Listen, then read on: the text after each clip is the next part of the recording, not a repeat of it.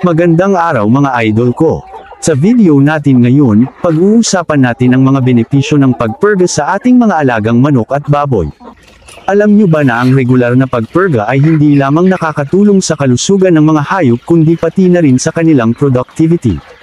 Una sa lahat, ang pagpurga ay nakakatanggal ng mga parasitiko at bulate na maaring magdulot ng sakit sa ating mga alaga. Kapag hindi natanggal ang mga ito, maaring magresulta sa pagkaubos ng nutrisyon, na siyang nagiging dahilan ng pagnipis at panghihina ng ating mga hayop. Kaya naman, napakahalaga na isama ito sa ating regular na routine. Pangalawa, ang pagpapalakas ng immune system ay isa pang magandang epekto ng pagpurga.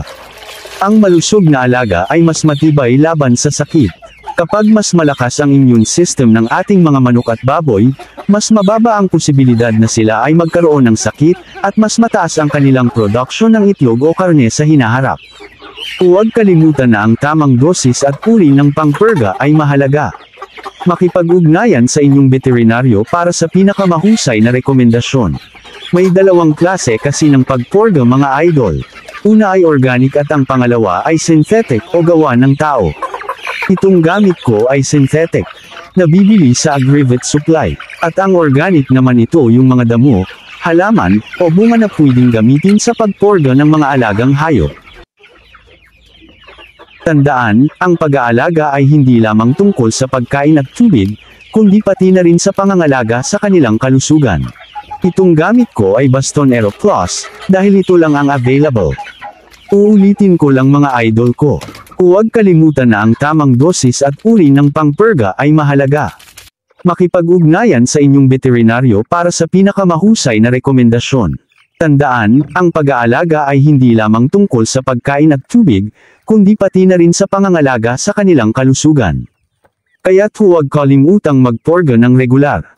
Paalala mga idol ko, kung ang iyong manok o baboy ay may sakit, huwag itong purgahin. Dahil mas mataas ang tsansa na ito ay mamatay dahil ito ay mahina at nakaka-stress. Mas mainam pagalingin muna sila. At panghuli, kung ang manok na inahin ay nangangitlog, huwag mangamba, dahil mas makakatulong itong pagpurga sa padami ng itlog nila. At mangamba kung ito ay hihinto sa itlog. Mas matakot ka kung ang mga parasite at bulate sa iyong alaga ay ubrang dami na at pwede humantong sa pagkaubos ng iyong mga alaga. Mas mataas ang porsyento na magkaroon ng bulate ang iyong mga alaga. Lalo na pag ito ay nasa lupa or pag-alagala lang sa iyong bakuran. At ang maulan na panahon, pag ang ipot o dumi nila ay nabasa. Mas mainam purgahin sila monthly. Ganun kasi ang rotation ko. Paalala ulit mga idol ko. Huwag sila purgahin ng synthetic kung ito ay kakatayin o gagawin pang ulam. Dahil baka makasama ito sa kalusugan natin kung ang manok na bagong purga ay makakain ng tao. At ito na ang pinakamalupit. Kung umabot ka sa dulo ng videong ito ay huwag kalimutan hampasin ang follow and subscribe at i-like ang video ito para updated ka sa mga next video ko. Hanggang dito na lang mga idol ko, ingat and happy farming with heart. I'm staying strong, need to move on to be what I want, I'll keep dreaming on. I'm staying strong, need to move on to be what I want, I'll keep dreaming.